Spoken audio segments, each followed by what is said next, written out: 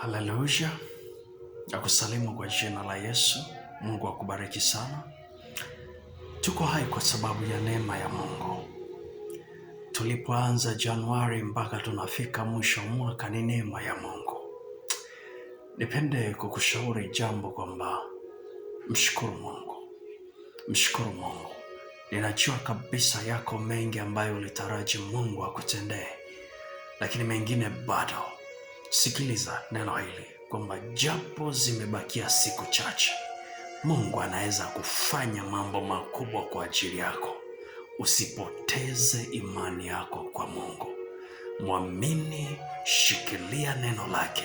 Mungu anaweza kubadilisha historia yako ndani ya sekunde, ukatoka kuwa mtu wa chini kwenda mtu wa juu, kama imani yako isipoperushwe na kitu chochote. Mungu akubariki sana. Shalom, shalom.